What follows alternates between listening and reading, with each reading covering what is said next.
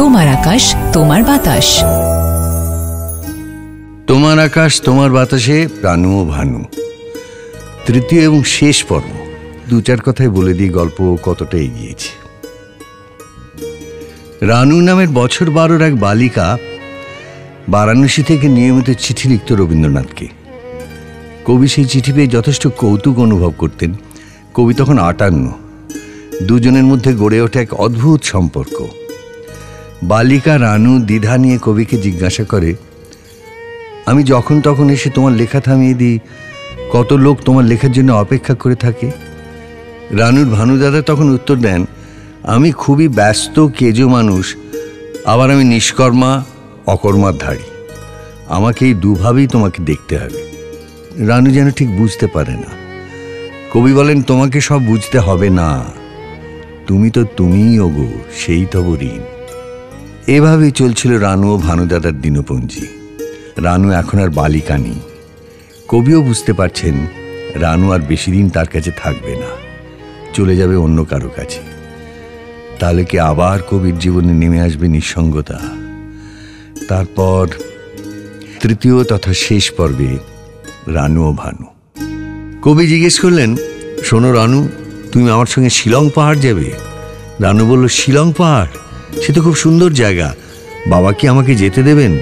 কবি বললেন, আমি তোমার বাবাকে লিখব, ওরাও সকলে মিলে যেতে পারেন, এখান থেকে বড় দল যাবে, কোনো অসুবিধা হবে না। রানুর সঙ্গে কবির নাম জড়িয়ে কিছু কিছু ফিসফিসানি শান্তিনিকেতনেও এলমহার্স্টের কানে এসেছে। কিন্তু তাকে ঠিক স্ক্যান্ডাল মঙ্গারিং বলা চলে না, যেন সকৌতুক প্রশ্রয়ের ভাব আছে। সবচেয়ে বেশি প্রশ্রয় কবির পুত্র ও পুত্রবধূর। রানু যখন কবির ঘরে গিয়ে অনেকক্ষণ গল্প করে, তখন রথি ও প্রতিমা পারতপক্ষে অন্যদের সেখানে যেতে দেয় না। বাঙালিদের এমনই সাহিত্য প্রতি কবি যে নতুন উৎসাহে আবার কবিতা লিখছেন, সেটাই বড় কথা। এর মধ্যে নৈতিকতার কোনো প্রশ্নই ওঠে না। ইংল্যান্ড হলে এতদিনে সংবাদপত্রে রসালো গল্প বেরিয়ে যেত। প্রাচ্য পশ্চিম দেশীয় মানুষদের চিন্তাধারার কোথায় কোথায় তফাৎ, তা এলমহার্স্ট এখন কিছুটা কিছুটা বুঝতে পারে। রানু এলমহার্স্টকেও বেশ পছন্দ করে। সে এলমহার্স্টের সঙ্গে বেশিক্ষণ কথা বললে কিংবা কোথাও বেড়াতে যেতে চাইলে কবি অমনি রানুকে ডেকে পাঠান। কবির ঈর্ষা হয় নাকি? এই কথা ভেবেই কৌতুক বোধ হয় এলমহার্স্টের। অবশ্য ঈর্ষা জিনিসটা ভালোবাসারই আশেপাশে ঘুরঘুর করে। কবির বয়স 60 পেরিয়েছে, কিন্তু শরীর বেশ মজবুত। মাথা ভর্তি চুল, চলাফেরা যুবকের মতন, কণ্ঠস্বরে আছে দৃঢ়তা। কবি নিজেই একদিন বলছিলেন, এদেশে অনেকে মনে করে মেয়েরা সন্তানবতী হলেই প্রৌঢ়া আর পুরুষেরা 40ই বুড়ো। অল্প বয়সে সবাই বাবা খুড়োদের বুড়োদের দলে ফেলে দেয়, কিন্তু নিজে 60-এ পৌঁছেও দেখছি বার্ধক্যের ছোঁয়া তো লাগেনি এখনো, মনেও না, শরীরেও না। এইসব ভাবতে ভাবতে পাশের বাড়িতে গিয়ে সিঁড়ি দিয়ে দোতলায় উঠতে গিয়ে এলমাস দেখল ওপর থেকে একটা রঙের ঝড় তুলে তরতরিয়ে নেমে আসছে রানু। রানু এখন এখানে, সেই জন্যে ওদিকের বারান্দা এত কৌতূহল। রানু এলমহার্স্টকে বলল, তুমি ওপরে যাও, আমি একটু পরে আসছি। এলমহার্স্ট জিজ্ঞেস করলো, তুমি পুজোর ছুটিতে আসোনি, এই গ্রীষ্মের ছুটিতে শান্তিনিকেতন আসছো তো? রানু বলল, না, আমরা তো কালই যাচ্ছি শিলং পাহাড়ে, তোমার সঙ্গে আবার অনেক দিন দেখা হবে না। এলমহার্স্ট বলল, তুমি দেখা করতে চাও না? রানু বললে, বারে, আমি কি একসঙ্গে দু জায়গায় থাকতে পারি নাকি? এলমহার্স্ট দুষ্টুমির সুরে বলল, বুঝেছি, আমার সঙ্গে যাতে তোমার দেখা না হয় সেই জন্যেই কবি তোমাকে দূরে সরিয়ে নিয়ে যাচ্ছেন। রানু বলল, আহা, কি বুদ্ধি, তুমি ছাই বুঝেছ। এবারেও কবি লোক পাঠিয়ে রানুকে আনিয়েছেন কাশী থেকে। তার বাড়ির আর কেউ আসেনি। রথি ও প্রতিমা তো যাবেই, কন্যা মীরাকেও সঙ্গে নিলেন কবি। জামাইটি মীরাকে কষ্ট দিচ্ছে। কোনো জামাইয়ের কাছ থেকেই জীবনে শান্তি পেলেন না কবি। রথি ও প্রতিমার এতদিন সন্তানাদি হয়নি বলে তারা একটি গুজরাতি শিশু কন্যাকে দত্তক নিয়েছে। তার নাম দেওয়া হয়েছে পুপে। মীরার মেয়ে বুড়িও সঙ্গে আছে এবং একজন ম্যানেজার, তাই গৌহাটি থেকে নেওয়া হলো 2টো গাড়ি। কবির গাড়িতে রানুর স্থান সব সময় কবির পাশে। সমতল ছাড়িয়ে গিরিপথের দুধারের শোভা বড় মনোরম। ভল্লুক বর্ণ মেঘ খেলা করছে ছোট ছোট পাহাড় শিখরে। কখনো রৌদ্র, কখনো ছায়, গাছগুলি বিভিন্ন রকমের সবুজ। পার্বত্য মানুষদের পোশাকে অনেক রকম রং, বাঙালিদের মতন সাদা মাটা নয়। ফুটফুটে চেহারার কিশোর কিশোরীরা মধু ভরা কলসি নিয়ে দাঁড়িয়ে আছে বিক্রির আশায়। রানু হঠাৎ বলে উঠল, ওই দেখো না গিরির ছিঁড়ে মেঘ করেছে গগন ঘিরে, আর করো না দেরি। কবি বললেন, তোমার এটা মনে পড়ল? আমার যেটা মনে পড়ছে তার সঙ্গে এখানকার প্রাকৃতিক কোনো যোগ নেই। কাজ থেকে ছুটি পেয়েছি, মানুষের ভিড় থেকে পালিয়ে আসতে পেরেছি, তাই হঠাৎ মনে পড়ছে পুরনো একটা কবিতা। তুমি এটা পড়েছ? কর্ম যখন দেবতা হয়ে জুড়ে বসে পূজার বেদী, মন্দিরে তার পাষাণ প্রাচীর অভ্রভেদী চতুর্দিকেই থাকে ঘিরে। তারই মধ্যে জীবন যখন শুকিয়ে আসে ধীরে ধীরে, পায় না আলো, পায় না বাতাস, পায় না ফাঁকা, পায় না কোনো রস, কেবল টাকা, কেবল সে পায় যশ। তারপর কি যেন ঠিক মনে পড়ছে না। একটু পরে আছে, সঙ্গোপনে বহন করে কর্মরথে, সমারোহে চলতেছিলেম নিষ্ফলতার মরুপথে। 3-4টে সভা ছিল জুড়ে আমার কাঁধ, দৈনিকে আর সাপ্তাহিকে ছাড়তে হতো নকল সিংহনাদ। কবির ঘরের একদিকে চওড়া পালঙ্ক, অন্যদিকে জানলার কাছে লেখার টেবিল, সঙ্গে একটি ঝুল বারান্দা। সেখানে দাঁড়ালে দেখা যায় বাগান। এ বাড়ির চারদিকেই বাগান, আর সে বাগান পাইন গাছ দিয়ে ঘেরা। পাইন গাছগুলির ওপর দিয়ে একটু একটু পাহাড় দেখা যায়। বাগানে ফুলের অন্ত নেই। রানু বাগানে ঘুরে বেড়ায়, আর অন্য সময় কবির ঘরেই থাকে। কবি যখন লেখায় নিমগ্ন হয়ে থাকেন, কথা বলেন না, রানু তখন শুয়ে থাকে পালঙ্কে। কবি বাইরে কোথাও গেলেও এই ঘরটিতে থাকতেই তার ভালো লাগে। রথীয় প্রতিমা এরকম দেখতে অভ্যস্ত, কিন্তু মীরার চোখে লাগে। মীরা বললেন, বড় হচ্ছিস সেটা বুঝি খেয়াল থাকে না? বড় হওয়াটাই কি তবে দোষের, কিংবা সেটা সবসময় খেয়াল রাখতে হবে? সে উঠে বসে সরলভাবে জিজ্ঞেস করলো, কি হয়েছে মীরা পিসি? মীরা এবার রীতিমতো বিরক্তভাবে বলল, পুরুষ মানুষের বিছানায় ওভাবে শুতে হয়? পুরুষ মানুষ? কবি পুরুষ মানুষ? পৃথিবীর সব মানুষ একদিকে আর কবি অন্যদিকে। তিনি তো ভানুদাদা। কখনো ভানুদাদা এই খাটে শুয়ে থাকলেও রানু তার পাশে শুয়ে কত কথা বলে যায়। মীরা বলল, বাবা মশাই লেখার সময় কাছাকাছি কেউ থাকুক তা পছন্দ করেন না। উঠে আয়, ওখান থেকে উঠে আয়। খানিক বাদে সিঁড়িতে পদশব্দ শুনে বোঝা গেল কবি ফিরেছেন। আরও কিছুক্ষণ পর কবির উদাত্ত গলায় ডাক শোনা গেল, রানু, রানু কোথায় গেলে? সে ডাক শুনে রানু তাকালো মীরার দিকে। মীরা অপলকভাবে কয়েক মুহূর্ত চেয়ে থেকে বলল, যা। কবির চেয়ারের পেছনে এসে তাঁর গলা জড়িয়ে ধরে রানু জিজ্ঞেস করল, তুমি এখন কি লিখছো ভানু দাদা? কবি কলমটা নামিয়ে রেখে রানুর দিকে ফিরে বললেন, অনেক অনেক দিন আগে যখন তোমার এই ভানু দাদা ছিল ভানু সিংহ, তখন কিছু লিখতে বসলে কখনো কখনো নতুন বউঠান আমার পেছনটিতে এসে দাঁড়িয়ে ঠিক এই রকমভাবে জিজ্ঞেস করতেন, এখন কি লিখছো তুমি? সেই দিনগুলো কি ফিরে এলো? রানু, এই লেখাটার জন্য তোমার কাছাকাছি থাকা যেন বেশি বেশি দরকার। একবার তোমার মুখখানা দেখি আর অনেক কিছু মনে পড়ে যায়। এটা একটা নাটক। রানু বললে, নাটক? সেই যেটা লিখবে বলেছিলে, কি নাম দিয়েছ? কবি বললেন, যক্ষপুরী। পরে হয়তো বদলেও যেতে পারে। রানু বলল, আমায় যে পাঠটা দেবে সেটা বড় করে লিখবে কিন্তু। কবি সারা মুখে হাসি ছড়িয়ে বললেন, তুমিই তো এই নাটকের প্রাণ, তুমি হিরোইন, তোমাকে নিয়ে লিখছি। রানু ভুরু তুলে বলল, আমাকে নিয়ে? জ্যান্ত মানুষদের নিয়ে বুঝি কিছু লেখা যায়? কবি বললেন, লেখার মানুষগুলো যেমন জ্যান্ত হয়ে পড়ে, তেমনি জ্যান্ত মানুষেরাও লেখার মধ্যে চিরকালীন হয়ে যায়। রানু বলল, আমি একটু পড়ে শোনাবে? কবি বললেন, শোনাবো। আরো কয়েক পৃষ্ঠা লেখা হোক। তোমার নাম দিয়েছি নন্দিনী, কেমন, পছন্দ? রানু ঘাড় কাত করে বলল, হ্যাঁ, এ নামটাও সুন্দর। সে কি কোনো রাজার নন্দিনী? কবি বললেন, না, সে আকাশের, সে আলোর, সে মুক্ত বাতাসের। এই পৃথিবীতে যত কিছু সুন্দর, সেই সব কিছুর নন্দিনী। রানু বলল, একদিন তোমার এই লেখা সারা পৃথিবীর মানুষ পড়বে। সবার আগে আমি তোমাকে সেই লেখাটা লিখতে দেখছি, আমার কি ভালো যে লাগছে। কবি বললেন, তোমার সেই ভালো লাগাটা আমাকে স্পর্শ করে দাও। পরের দিন রানু নিয়ে এলো আর এক রকম ফুল। কবি রীতিমতো চমকে উঠে বললেন, এ কি, এই যে রক্তকরবী? রানু বলল, হ্যাঁ, একজন বলল অনেক ফুটেছে, এই ফুল নিয়ে কোনো কবিতা নেই? কবি বললেন, ইংরেজিতে কিছু আছে কিনা জানি না, বাংলা কোনো লেখা একসময় হয়তো খুঁজে পাওয়া যাবে। রানু বলল, ভাবছি এই ফুলগুলো দিয়ে একটা মালা গাঁথব। কবি বললেন, হ্যাঁ, মালা গেঁথে রেখে দাও, যাকে তাকে দিও না, রঞ্জনকে দিতে হবে। রানু বুঝতে না পেরে বলল, রঞ্জন? রঞ্জন কে? কবি বললেন, সে আসবে, তার জন্য প্রতীক্ষায় থাকতে হয়।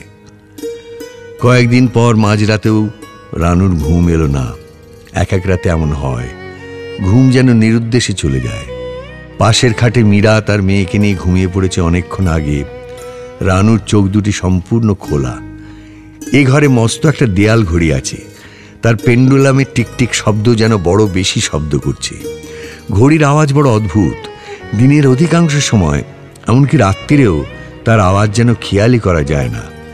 আবার ঘুম না এলে মনে হয় এই শব্দ আর সব কিছু ছাপিয়ে গেছে।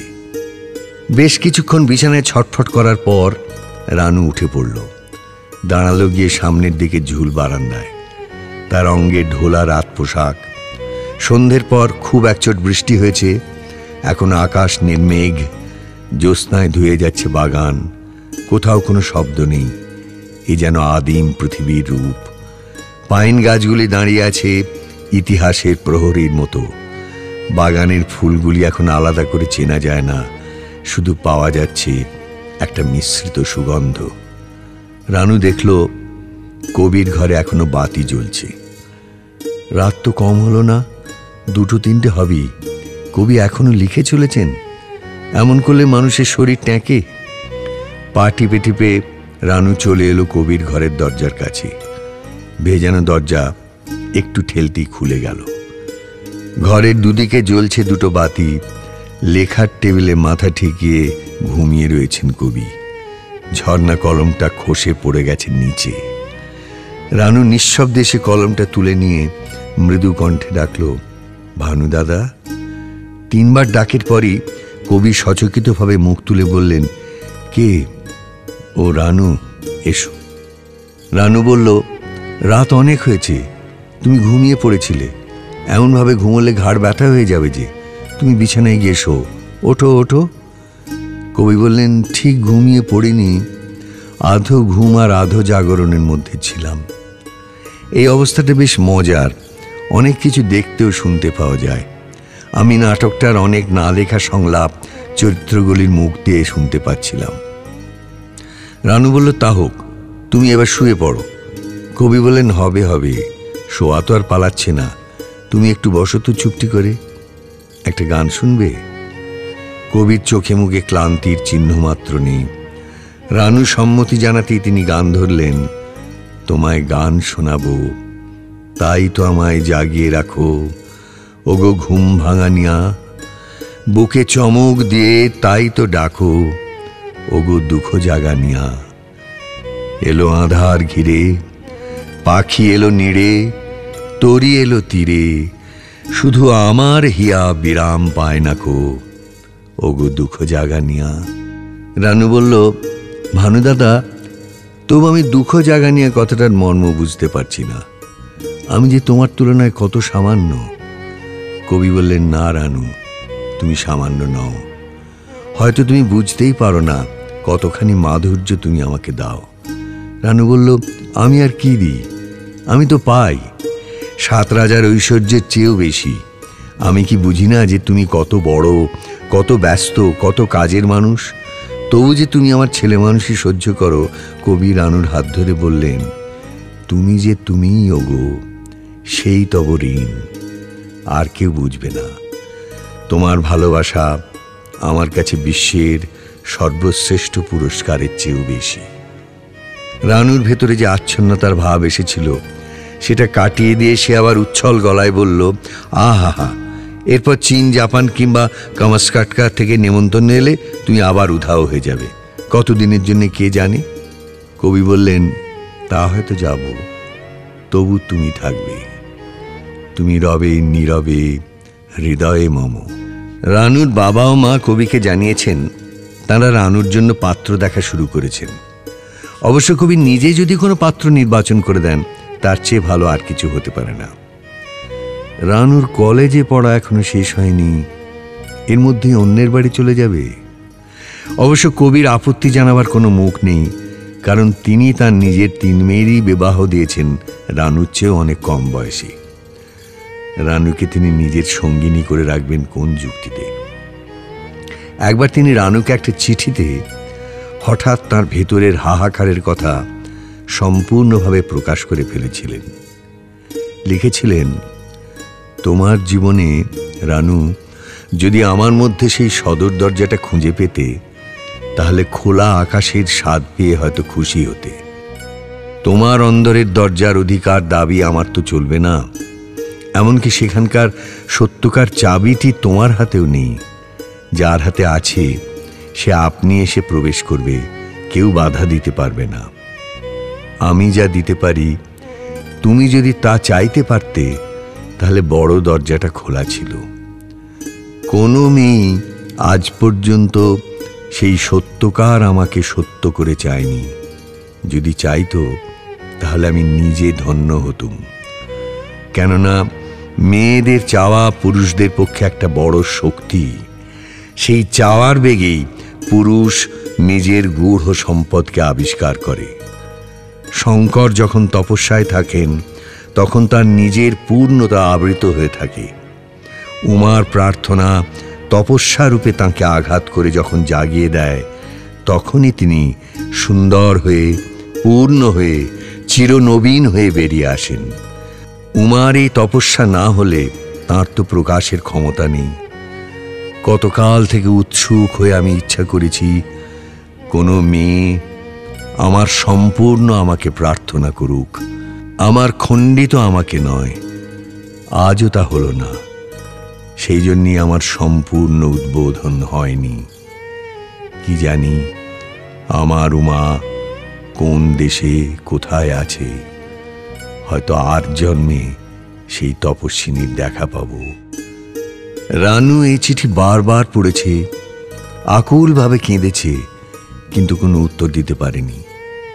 সে ভালোবাসতে জানে, ভালোবেসেছে কবিকে, কিন্তু ভালোবাসার বিনিময়ে কি চাইতে হয় তা সে জানে না। কবি তো এখানে শুধু কবি নন, নিজেকে বলছেন পুরুষ, আবেদন জানাচ্ছেন এক নারীর কাছে। রানু যে এভাবে কখনো ভাবেনি। অত বড় একজন মানুষ, তাকে সমগ্রভাবে চাইবার সাহস তার হবে কি করে? খণ্ডিত মানুষটি ভানুদাদা, সেই অংশটি সে আপন করে চেয়েছে। কবি বেদনার সঙ্গে মেনে নিয়েছেন রানুকে অন্য একজন পুরুষের হাতে সঁপে দিতেই হবে। তা বলে কি চিরবিচ্ছেদ হবে রানুর সঙ্গে?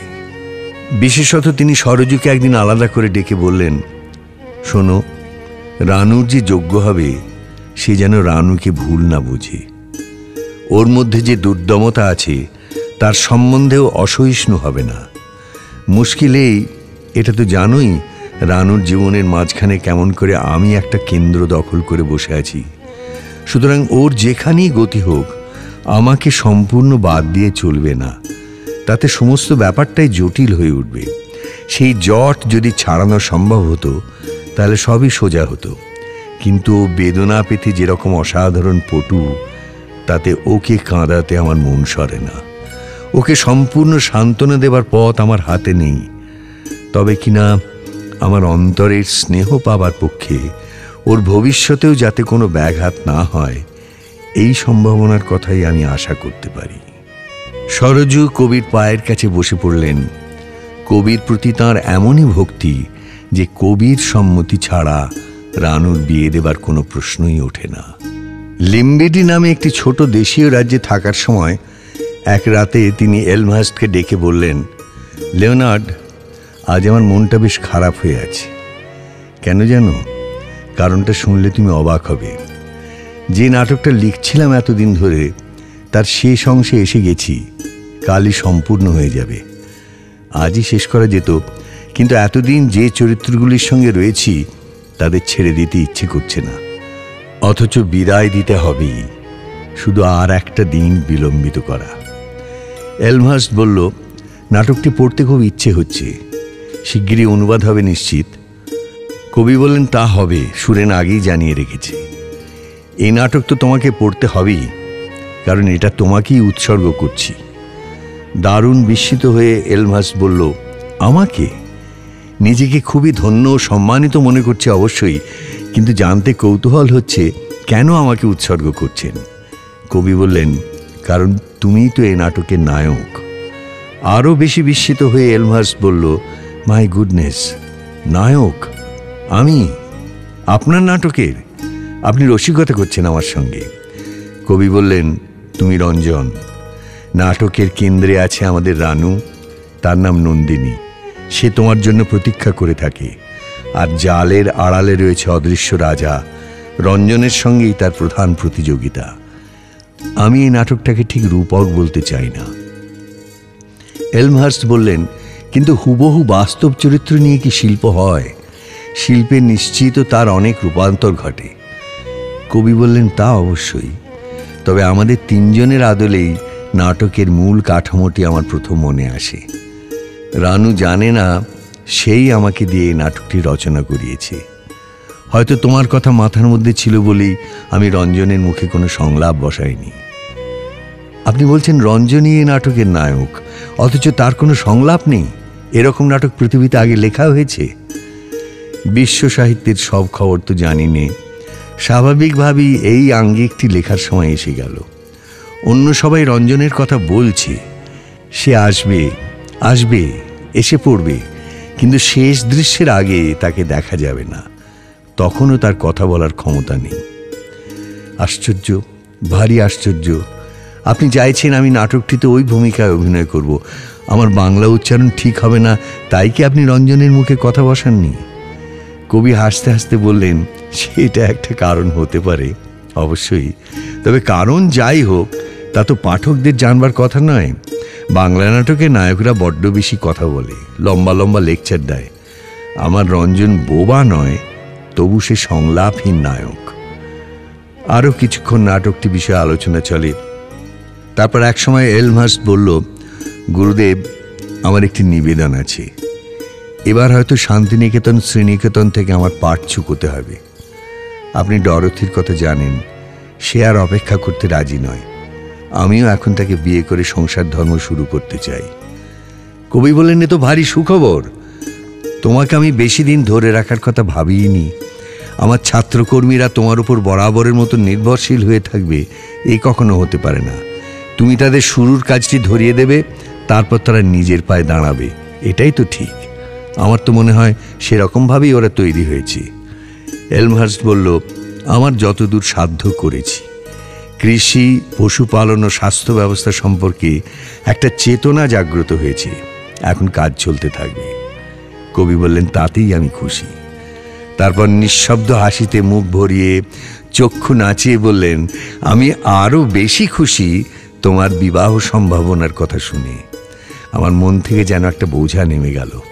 বাপরে, ইদানিং আমি লক্ষ্য করছিলাম যে তুমি কাশীর কন্যাটির প্রতি এত বেশি মনোযোগ দিচ্ছিলে, যাতে সেই কন্যাটিরও মনের গতি যেন আগেকার পথ ছেড়ে তোমার দিকে ধাইছিল।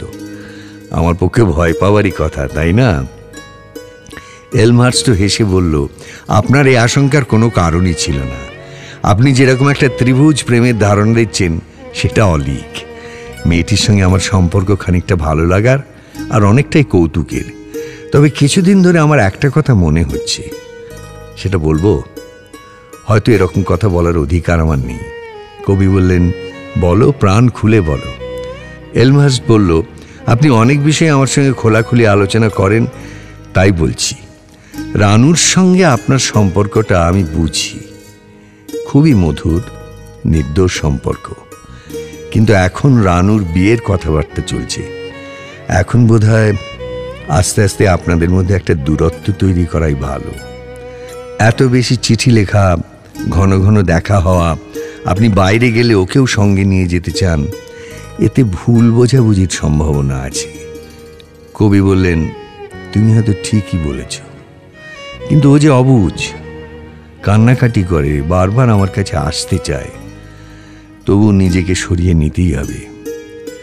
লিওনার্ড, তুমি ইউরোপ চলে গেলেও আর একবার এসো। আমার খুব ইচ্ছে এই নতুন নাটকটা মঞ্চস্থ করলে তাতে তুমি, রানু আর আমি অংশ নেব। গূঢ় কথাটি আর কেউ বুঝতে পারবে না। তোমাকে দেখা যাবে একেবারে শেষ দৃশ্যে, শুয়ে আছে রঞ্জন, নন্দিনী ঝুঁকে তোমার চুলে একটা পালক এঁটে দেবে। রানু জানে এলমাস্ট এখান থেকে চলে যাবে। কবির সঙ্গে চীন ভ্রমণের লোভে আরও কয়েকটা দিন থেকে যাচ্ছে। ভারত আর চীনের মধ্যে কতখানি মিল বা অমিল তা সে দেখে আসতে চায়। তবে এলমহার্স্টের কথায় একটা ব্যাপার স্পষ্ট হয়ে ওঠে, আর যত দেশই সে ঘুরুক, বাংলাকে সে ভুলবে না, বিশেষত শান্তিনিকেতনকে। তারপর রানুর দিকে চেয়ে বলে, এবং তোমাকে। রাত্রির আহারের পর কবি আর কারোর সঙ্গে দেখা করেন না। তখনই রানুর সময়। তখন বারান্দায় বসে দুজনের গল্প শুরু হয়। গল্পের চেয়ে গানই বেশি। কবি অনেক গান রচনা করছেন এখন, নতুন পুরনো অনেক গান শোনান রানুকে। সেই গানই যেন কথা বলা। ভেবেছিলাম আসবে ফিরে, তাই ফাগুন শেষে দিলেম বিদায়। চেকোস্লোভাকিয়া থেকে এসেছেন এক বিশিষ্ট শিল্পী। এর পোর্ট্রেট আঁকার হাত খুব ভালো। ইনি নিজেই একদিন টগর ফুলের মালা গাঁথতে থাকা রানুকে দেখে তার একটা প্রতিকৃতি আঁকার ইচ্ছে প্রকাশ করেছিলেন কবির কাছে। কবিরও মনে হয়েছিল বিয়ের আগে রানুর একখানা ছবি আঁকিয়ে রাখলে খুব ভালো হয়। তেল রঙের ছবি, বেশ কয়েকদিন সিটিং দিতে হবে। তিনি রানুকে রাজি করালেন, বলে দিলেন বেশি নড়াচড়া করবে না, শিল্পী যেদিকে বলবেন সেদিকে স্থির দৃষ্টিতে তাকিয়ে থাকতে হবে। শিল্পীর নাম নভকোভস্কি। দীর্ঘকায় পুরুষ, কাজ চালানো গোছের ইংরেজি বলতে পারেন, কণ্ঠস্বর গমগমে। তার ঘর শান্তিনিকেতন বাড়িটির দোতলায়। সেখানে উত্তরের আলো আসে। 4 দিন পর রেখাঙ্কন শেষ হলো। এবার শিল্পী রানুকে একটি চেয়ারে বসিয়ে তুলি হাতে নিলেন। ক্যানভাসে তুলি ছোঁবার আগে তিনি রানুর কাছে এসে গালটি ধরে বললেন, একটু ডান দিকে তাকাও। কাঁধে হাত দিয়ে বললেন, রিল্যাক্স রিল্যাক্স। রানু কেঁপে উঠল। অচেনা পুরুষ মানুষের স্পর্শ। এদেশের লোকেরা মেয়েদের গায়ে হাত দেয় না। কিছু কিছু গুরুজন শ্রেণীর প্রৌঢ়দের কথা আলাদা, যারা স্নেহ জানাবার অছিলায় বুকে জড়িয়ে ধরতে চায়। রানু সেই সব গুরুজনদের কাছাকাছি যায় না দ্বিতীয়বার। এক এক সময় মনে হয় ছবি আঁকার ব্যাপারটা যেন শাস্তির মতন। ঘন্টার পর ঘন্টা এক জায়গায় বসে থাকা যায়, তাও নড়াচড়া করা চলবে না।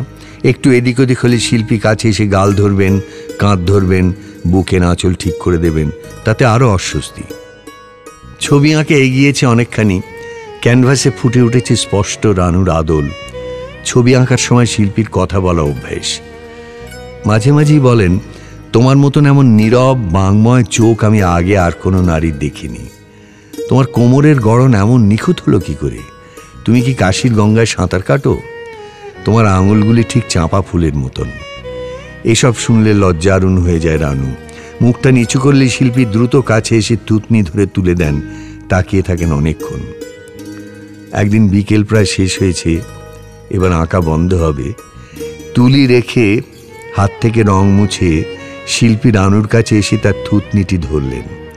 তারপর বললেন, অনেক ছবি এঁকেছি আমি, কিন্তু তুমি আমায় হারিয়ে দিলে। তোমার প্রকৃত রূপ কিছুতেই যেন ফোটাতে পারছি না।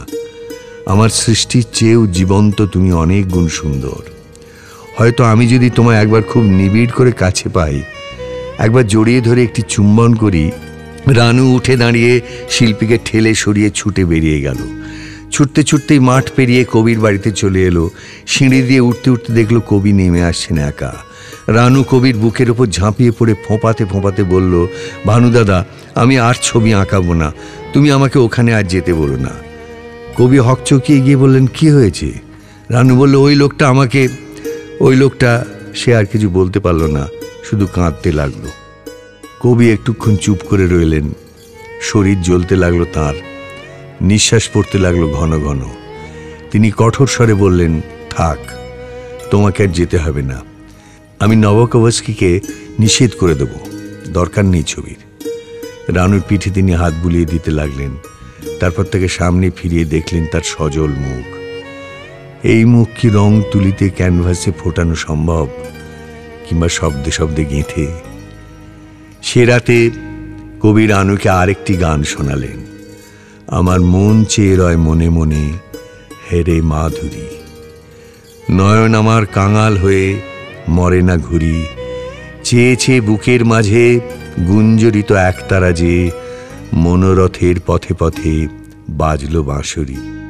রানুর জন্য পাত্র নির্বাচন এবং পাকা কথা হয়ে গেল অবশ্য কবির অনুপস্থিতিতেই। ঘটকালি করলেন লেখিকা অনুরূপা দেবী। এই সম্বন্ধ একেবারে আশাতীত। বর্তমানে বাঙালিদের মধ্যে সবচেয়ে ধনী ব্যবসায়ী রাজেন্দ্রনাথ মুখোপাধ্যায়। দ্বারকানাথ ঠাকুরের পর ব্যবসা ক্ষেত্রে তাঁর মতন সফল আর কেউ নন। ইংরেজ শ্রেষ্ঠীদের সঙ্গেও তিনি পাল্লা দিয়ে অতুল ঐশ্বর্যের অধিকারী হয়েছেন। ব্রিটিশ সম্রাট তাঁকে দিয়েছেন নাইটহুড। স্যার রাজেনের সুযোগ্য পুত্র বীরেন বিলেত থেকে লেখাপড়া শিখে এসে যোগ দিয়েছে পিতার ব্যবসায়। তার জন্য পাত্রী খোঁজা চলছিল। অনুরূপা দেবীর মাধ্যমে কাশীর অধিকারী পরিবারের সঙ্গে যোগাযোগ হতেই আর বেশি কথাবার্তার প্রয়োজন হলো না। এক পক্ষ মুগ্ধ হলো রূপ দর্শনে, অন্য পক্ষ আকৃষ্ট হলো বিত্তে। কবিকে না জানিয়েই সব ঠিক হয়ে গেল। এজন্য অপরাধ বোধ হলো রানুর মায়ের। কবি কোথায় রয়েছেন তাও জানা নেই, অথচ এমন পাত্র হাতছাড়াও করা যায় না। সমস্ত খবর জানিয়ে একটা চিঠি লিখে বম্বেতে পাঠিয়ে দেওয়া হলো। খামের ওপর লেখা রইল টু অ্যাওয়েট অ্যারাইভাল, এবং স্থির হলো কবি এসে পৌঁছবার পর হবে আশীর্বাদ, ততদিন কোর্টশিপ চলুক। শেষ পর্যন্ত পেরু যাওয়াই হলো না কবির। ফেরার পথে ইউরোপ হয়ে বম্বে পৌঁছেই পেলেন সেই চিঠি। পড়েই বুঝলেন এ সম্বন্ধ অবধারিত। পাত্র সম্পর্কেও আপত্তি জানাবার কারণ নেই। এক অধ্যাপকের কন্যার গলায় বরমাল্য দেবে এক রাজপুত্র। একালের ধনী ব্যবসায়ীরাই তো রাজা স্থান নিয়েছে। কলকাতা আসবার আগেই তিনি চিঠিতে জানিয়ে দিলেন তার সম্মতি, শুভেচ্ছা ও আশীর্বাদ। হঠাৎ একটা চিঠি পেয়ে কবির বুকে যেন আচম্বিতে বজ্রাঘাত হলো। তিনি কাঁপতে লাগলেন। চিঠিখানি লিখেছেন রানুর মা। তার কাছে কয়েকটি উড়ো চিঠি এসেছে। সেই চিঠিগুলো তিনি পাঠিয়ে দিয়েছেন এই সঙ্গে, এবং জানিয়েছেন এরকম চিঠি রানুর ভাবি শাশুড়ির কাছেও গেছে। স্বাক্ষরহীন চিঠিগুলি কদর্য ইঙ্গিতে ভরা। কবির সঙ্গে রানুর সম্পর্কের নানান বর্ণনা লিখে জানানো হয়েছে এই বিবাহ সুখের হতে পারে না। দু একটি চিঠিতে লেখা হয়েছে অন্য কথা। কবি নিজে তো রানুকে বিয়ে করবেন না, তিনি তো গুরুদেব সেজে আছেন। তাই তিনি চান নিজের অতীব অসংবদ কোনো ছেলের সঙ্গে রানুর বিয়ে দিয়ে নিজের কাছে রাখতে। সেই উদ্দেশ্যে তিনি একটি যুবকের সঙ্গে রানুর পরিচয় করিয়ে দিয়ে দুজনের এমন অবাধ মেলামেশার প্রশ্রয় দিয়েছেন যা অবৈধ প্রেমের পর্যায়ে পড়ে। এ কন্যা কীটদষ্ট রাজেন মুখার্জির মতন উচ্চ বংশের যোগ্য হতে পারে না। কবির বুকটা মুচড়ে মুচড়ে উঠছে। সেই অবস্থায় তিনি চিঠি লিখতে বসলেন পাত্রের মাকে। কোনো এক গুপ্তনামা নিন্দুক রানুর চরিত্রে কলঙ্ক আরোপ করিয়া আপনাকে যে পত্র দিয়াছে, রানুর মা আজ তাহা আমার নিকট পাঠাইয়া দিয়াছেন। বিদেশ হইতে বোম্বাই ফিরিয়া আসিয়াই সংবাদ পাইলাম আপনাদের ঘরে রানুর বিবাহের সম্বন্ধ স্থির হইয়াছে। শুনিয়া বড় আহ্লাদে রানুকে আশীর্বাদ করিয়া পত্র পাঠাইলাম। শ্রীমান বীরেনকেও লিখিবার উদ্যোগ করিতেছি, এমন সময় রানুর মা চিঠি পাইয়া আমি স্তম্ভিত হইয়া গিয়াছি। রানুকে তাহার শিশুকাল হইতে জানি এবং একান্ত মনে স্নেহ করি। ইহা জানি তাহার চরিত্র কলুষিত হওয়া সম্পূর্ণ অসম্ভব। তাহার বয়সে বাঙালির ঘরের মেয়েরা যে সাধারণ অভিজ্ঞতা সহজে লাভ করে তাহা একেবারেই ছিল না। সে এমনই শিশুর মতন কাঁচা যে তাহার কথাবার্তা ও আচরণ অনেক সময় হাস্যকর মনে হইত। এইরূপ অনভিজ্ঞতাবশত লোক ব্যবহার সম্বন্ধে তাহার কোনো ধারণা ছিল না। এই কারণে রানুর বিবাহ সম্বন্ধে আমার মনে বিশেষ উদ্বেগ ছিল। আমি তাহার জন্য এমন সৎপাত্র কামনা করিতেছিলাম যে তাহার একান্ত সরলতার যথার্থ মূল্য বুঝিবে এবং লৌকিকতার ত্রুটি ক্ষমা করিবে। এক সময় আমার এক বন্ধুপুত্র আমাদের জোড়াসাঁকোর বাড়িতে দৈবক্রমে রানুকে দেখিয়া তাহাকে বিবাহের জন্য উৎসুক হইয়া উঠে। স্বগোত্রে বিবাহে তাহার পিতার সম্মতি হইবে না আশঙ্কা করিয়া আমি প্রথমে বাধা দিই। তখন তাহার পিতা কলিকাতায় ছিলেন না। সেই ছেলেটি ও তাহার একজন গুরুস্থানীয় আমাকে বারবার আশ্বাস দিলেন যে আপত্তি গুরুতর হইবে না এবং বিবাহ নিশ্চয়ই ঘটিবে। ছেলেটি ভালো, তাহার হাতে রানু কষ্ট পাইবে না নিশ্চয় ভাবিয়া আমি তাহাদের পরিচয়ে বাধা দিই নাই। কিন্তু পরিচয় বলিতে একবার শান্তিনিকেতনে দেখা হইয়াছিল। রানু তখন আমার কন্যা মীরা ও বৌমার সঙ্গে ছিল। ছেলেটির সঙ্গে ঘনিষ্ঠভাবে দেখা হওয়া তাহার পক্ষে একেবারেই অসম্ভব ছিল। আপনি আমার কন্যা বেলাকে জানিতেন, তাহার ছোট ভাই সমী বাঁচিয়া নাই। আমি অনেকবার ভাবিয়াছি যে সে যদি বাঁচিয়া থাকিত তবে রানুর সঙ্গে নিশ্চয় তাহার বিবাহ দিতাম। সস্ত্রীক রাজেন মুখার্জি যখন কবির সঙ্গে দেখা করতে এলেন তখন তার সঙ্গে রয়েছে আরও কয়েকটি কুৎসাপূর্ণ চিঠি। দুপক্ষে কয়েকদিন ধরে আলোচনা চলল। কবি বারবার ব্যাকুলভাবে বোঝাতে লাগলেন রানুদের পরিবারের সকলের সঙ্গে তার অনেক দিনের ঘনিষ্ঠ সম্পর্ক। রানুকে তিনি বিশেষ স্নেহ করেন, কিছু কুলোক তার মন্দ ব্যাখ্যা করতে চাইছে। শেষ পর্যন্ত ঠিক হলো বীরেনের মতামত নেওয়া হবে। সে রাজি হলে আর কোনো বাধা থাকবে না। বীরেন বিলিতি আদব কায়দায় অভ্যস্ত। সে রানুকে দেখেছে একাধিকবার, কথা বলেছে, তাকে পছন্দ করেছে। উড়ো চিঠিটি সে গ্রাহ্য করে না, তার আপত্তির কোনো প্রশ্নই ওঠে না। বিয়ের তারিখও ধার্য হয়ে গেল। মেঘমুক্ত হয়ে কবি বিরাট স্বস্তির নিঃশ্বাস ফেললেন। রানু এসব কিছুই জানে না। সে বিয়ের আগের কয়েকটা দিন ভানুদাদার সঙ্গে কাটাবার জন্য ব্যাকুল হয়ে আছে। লিখছে চিঠির পর চিঠি। কবি এখন সতর্ক হয়ে গেছেন। রানুর চিঠির উত্তর দিচ্ছেন নির্লিপ্ত ভাষায়। রানু প্রায় জোর করি বাবা মাকে রাজি করিয়ে সবাইকে নিয়ে চলে এলো শান্তিনিকেতন। এবার যেন অন্যরকম। পদে পদে বিধিনিষেধ। সবাই খালি উপদেশ দেয়, দৌড়বে না, বৃষ্টি ভিজবে না, দুপুর রোদে বেরোলে রং কালো হয়ে যাবে, ঠিক সময় খাবে, ঠিক সময় ঘুমোবে। এমনকি রানুর ভানুদাদাও সবার সামনে তাকে অনবরত উপদেশ দেন শ্বশুরবাড়িতে গিয়ে কেমনভাবে ব্যবহার করতে হবে সবার সঙ্গে। গুরুজনদের সেবা আর ছোটদের প্রতি স্নেহপূর্ণ ব্যবহারে হতে হবে আদর্শ স্ত্রী। রানু অন্য সব বিধিনিষেধ মানে, শুধু রাত্রির বেলা সে একবার ভানুদাদার কাছে যাবেই যাবে। তখন ভানুদাদা তার একান্ত আপন। ভানুদাদাও অপেক্ষা করেন তার জন্য। ওপরের বারান্দায় জ্যোৎস্নার লোকে বসে দুজনের কত কথা, কত গান। ভানুদাদার সঙ্গে হাসি গল্প করতে করতে হঠাৎ সে কেঁদে ফেলে ঝরঝরিয়ে। কবি বাধা দেন না, চেয়ে থাকেন এক দৃষ্টিতে। একসময় কান্না থামিয়ে সে জিজ্ঞেস করে, ভানুদাদা, আমি আর শান্তিনিকেতনে আসবো না?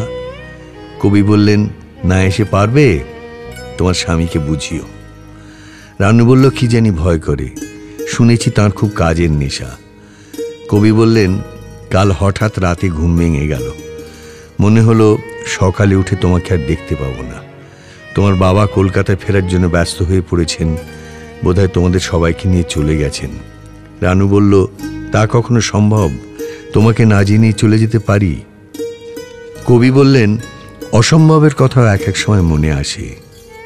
আর ঘুম এলো না, একটা গান লিখে ফেললুম। এখনো দিনুকে শেখানো হয়নি। রানু বলল, আমি তবে প্রথম শুনব। কবি গাইতে লাগলেন, না বলে যায় পাছে সে, আঁখি মোর ঘুম না জানে। হ্যারিংটন স্ট্রিটে মুখার্জিদের প্রাসাদটি কলকাতার অন্যতম দ্রষ্টব্য স্থান। সকালে সেখানে হলো হিন্দু মতে কুশণ্ডিকা, সন্ধ্যায় বিলেতি কায়দায় রিসেপশন। বাংলার গভর্নর, বহু ইংরেজ রাজপুরুষ এবং অনেক রাজা মহারাজ, বিখ্যাত ব্যক্তিদের আগমনে ভরে গেল বিশাল হলঘর। বাজতে লাগলো বিলিতি বাজনা। প্রথমে পরিবেশিত হলো চা, তারপর শ্যাম্পেন। বিবাহের পরের রাত্রিকে বলে কাল রাত্রি। এ রাতে বড় বধূর একসঙ্গে থাকতে নেই। রানুকে নিয়ে যাওয়া হলো তার বড় ননদের ঘরে। তৃতীয় রাত, ফুলশয্যার রাত্রিটিতেই প্রকৃতপক্ষে বড় বধূর প্রথম মিলন। তাদের জীবনে এটাই দীর্ঘতম রাত। এ রাতে ঘুম জানলার ঝিল্লিতে অপেক্ষা করে বারবার ফিরে যায়। শেষ রাতে পাকাপাকি আসে, তাই পরদিন রোদ্দুর উঠে গেলেও তাদের কেউ জাগায় না। কিন্তু পরদিন সকাল হতে না হতেই এই নবদম্পতির দরজায় ঘা দিয়ে ডেকে জাগাতে হলো। নববধূর সঙ্গে একজন দেখা করতে এসেছে। এরকম দিনে এত সকালে কেউ আসে? এমন সৃষ্টি ছাড়া ব্যাপার কেউ কখনো দেখেনি। বাড়ির সকলেরই ভুরু কুঞ্চিত হয়ে গেল। অন্য কেউ হলে ফিরিয়ে দেয়া যেত, কিন্তু আগন্তুকটি যে সে কেউ নয়, দেবেন্দ্রনাথ ঠাকুরের সন্তান, খ্যাতিমান পুরুষ। তাই তাকে বসিয়ে রাখা হলো বৈঠকখানা ঘরে।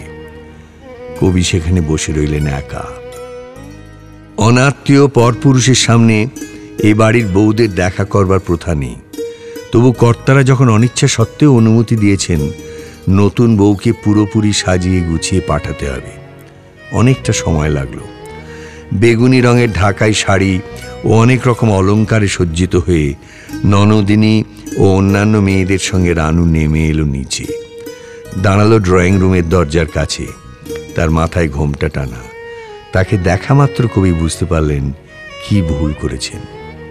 এ অন্য রানু, অন্যের রানু। এখানে তার সঙ্গে কথা বলতে গেলেও আর সবাই দাঁড়িয়ে থাকবে। রানু কাছে এগিয়ে তার পায়ের কাছে বসে প্রণাম করল।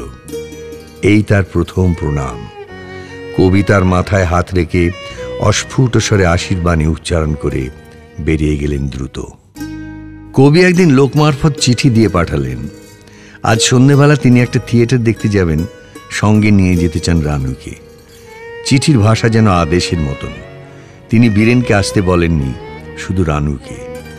শ্বশুর শাশুড়ির বদলে রানু অনুমতি চাইল তার স্বামীর কাছে। রানুর অনুরোধ শুনে সে বলল, আজ কি করে যাওয়া হবে? আজ বাড়িতে একটা পার্টি আছে, তুমি না থাকলে অতিথিরা কি মনে করবে? রানু তবু মিনতি করে বলল, যদি ঠিক সময় চলে আসি, অনেক দিন থিয়েটার দেখিনি, আমার খুব ইচ্ছে করছে। বীরেন নিরেশ গলায় বলল, যদি 8টার মধ্যে ফিরে আসতে পারো তো যাও। বাড়ির গাড়ি ও একজন সরকার মশাইকে নিয়ে গেল রানু। জোড়াসাঁকো গিয়ে সে আর ওপরে উঠল না, খবর পাঠাতে কবি নিজেই নেমে এলেন। রানুকে দেখে তিনি ছেলে মানুষের মতন খুশি। রানুর জমকালো সাজগোজ দেখে তিনি বললেন, সেই রানু, মুখখানি কিন্তু ঠিক একই রকম আছে, মনে হয় যেন কত যুগ দেখিনি তোমাকে। কবির নাটক চিরকুমার সভা প্রথম অভিনীত হচ্ছে পেশাদারি মঞ্চে। চমৎকার সেট, নাট্যকার স্বয়ং উপস্থিত বলে অভিনেতা অভিনেত্রীরা অভিনয় করছে প্রাণ ঢেলে, গানগুলিও জমেছে বেশ। মাঝখানের বিরতির সময় বেজে গেল 7:45। মাঝে মাঝে হাত ঘড়ি দেখছে আর ভেতরে ভেতরে ছটফট করছে রানু। নাটকটির প্রতি আকর্ষণ অদম্য, তবু পিছু টান। একটু আসছি বলে সে উঠে গেল।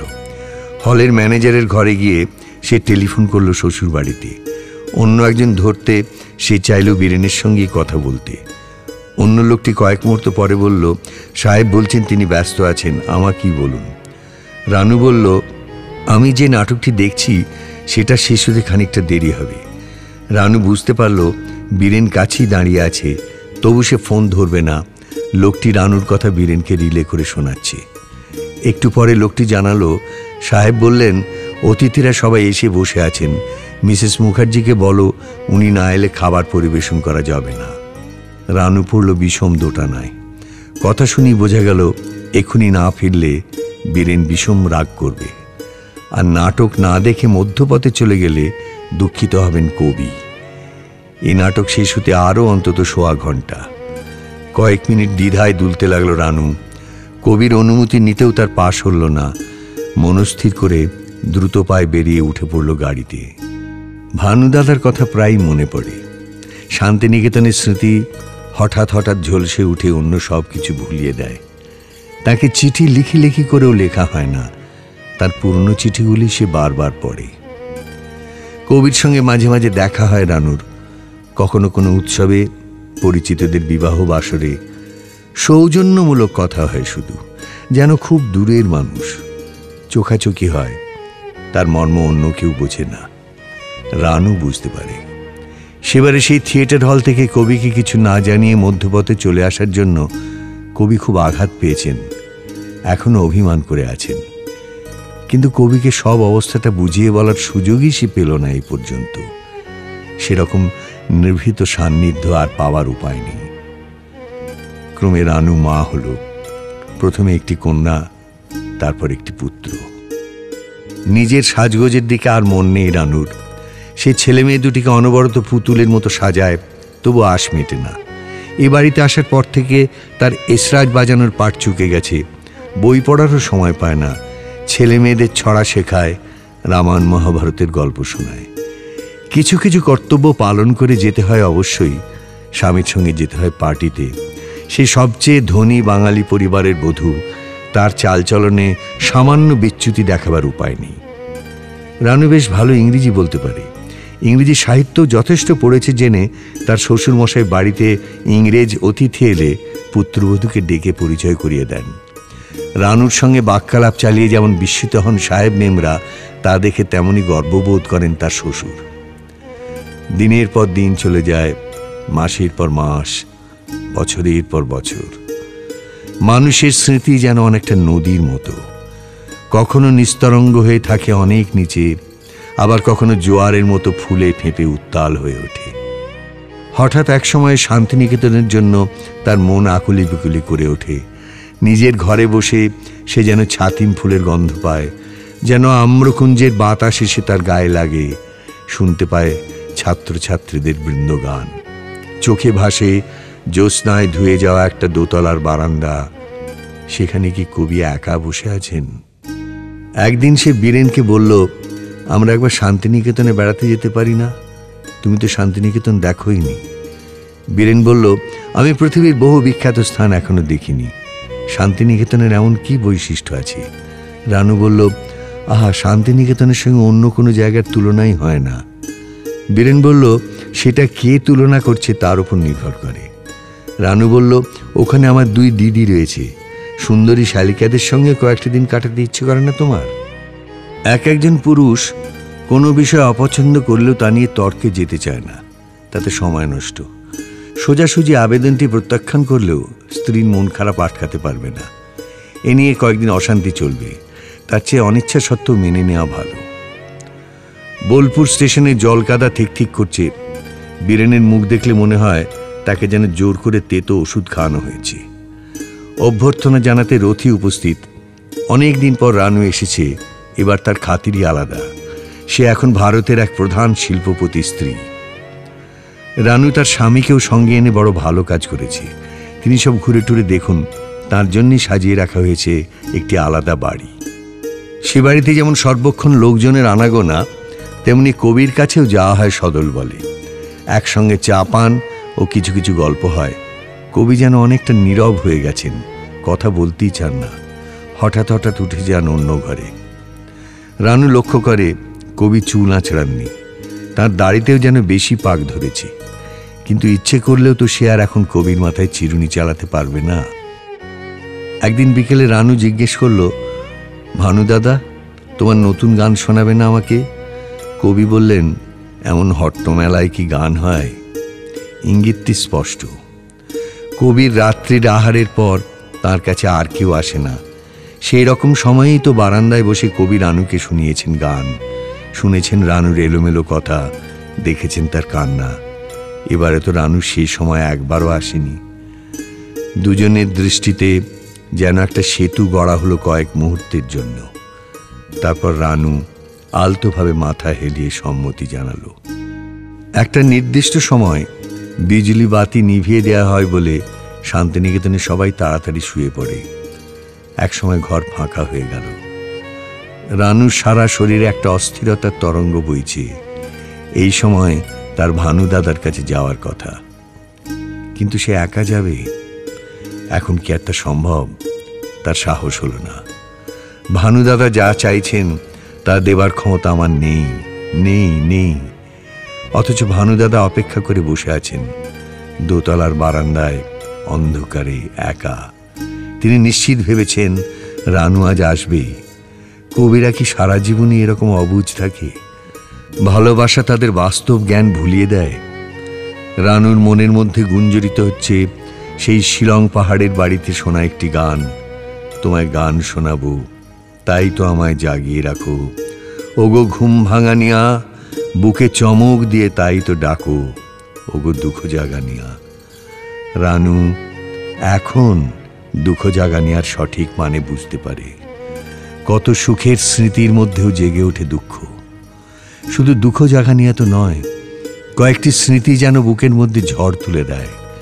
ভানুদাদা আর সে আর ভানুদাদা, এই দুজনের নিভৃতি আর কখনো পাওয়া যাবে না। রানু যেতে পারছে না, অথচ কতটুকুই বা দূরত্ব। সে দৌড়ে গিয়ে বীরেনের গায়ে ধাক্কা মেরে বলল, ওগো চলো না, একবার কবির সঙ্গে দেখা করে আসি। বীরেন দুটি ভুরু অনেকখানি তুলে বলল, এখন কেন? এই তো কিছুক্ষণ আগে কথা বলে এলাম। রানু বলল, তবু চলো না, আবার এখন একবার যাই। বীরেন বলল, for God sake tell me why. Ranu ব্যাকুলভাবে বলল, আমরা কাল চলে যাব, একবার শেষ দেখা করে আসবো না, বিদায় নেব না। বীরেন বলল, কাল তো যাব দুপুরবেলা, সারা সকাল পড়ে আছে, তখন দেখা করা যাবে না। রানু তবু দিনাহীনা হয়ে বীরেনের হাত ধরে ভিক্ষে চাওয়ার মতো বলল, প্লিজ চলো, আমার ইচ্ছে করছে, তুমি আমার সঙ্গে চলো। এর মধ্যে টিপি টিপি বৃষ্টি নামল। বারান্দায় নয়, কবি বসে আছেন একটি নতুন তৈরি ঘরে। ঘরটি ধোঁয়ায় ভর্তি।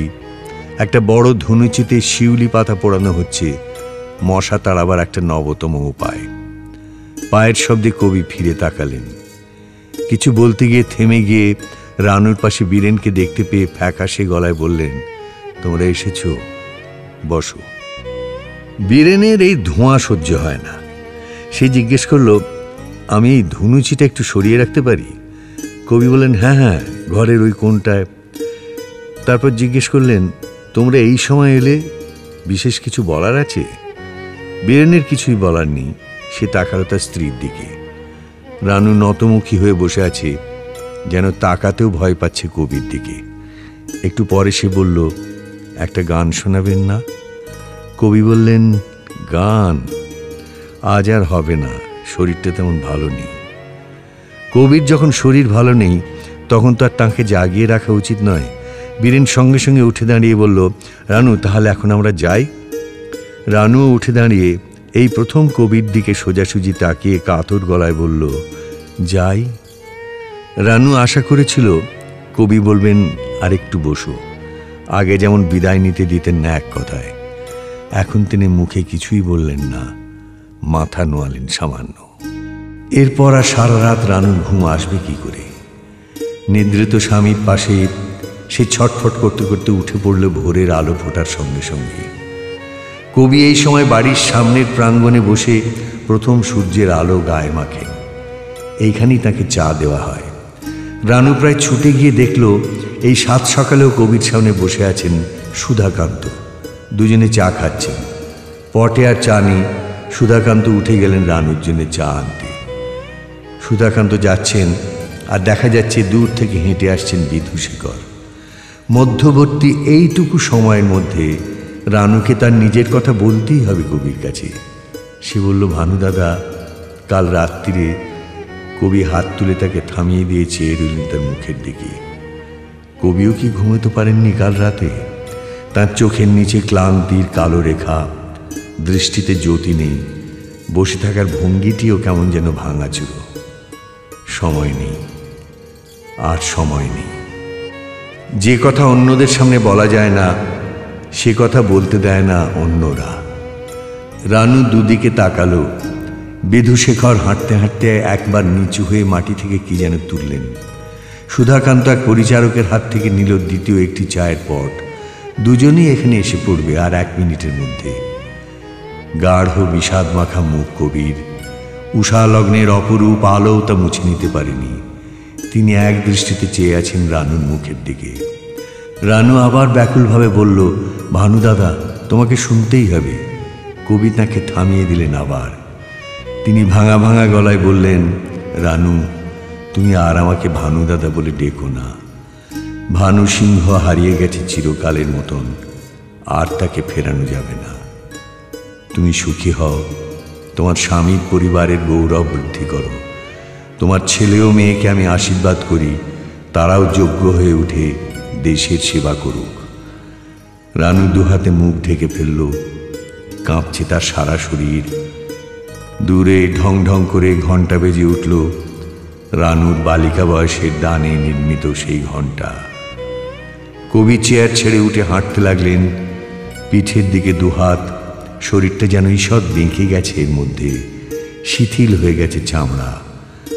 আম্রকুঞ্জের মধ্য দিয়ে কবি আস্তে আস্তে হেঁটে চলেছেন একা, একটু একটু নড়ছে তার ঠোঁট।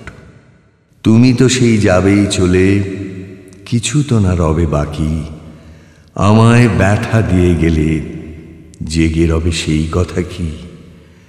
তুমি পথিক আপন মনে এলে আমার কুসুম বনে, চরণ পাতে যা দাও দোলে সে সব আমি দেব ঢাকি। বেলা যাবে, আঁধার হবে, একা বসে হৃদয় ভরে আমার বেদন খানি আমি রেখে দেব মধুর করে। বিদায় বাঁশির করুণ রবে, সাঁঝের গগন মগন হবে, চোখের জলে দুঃখের শোভা নবীন করে দেব রাখি।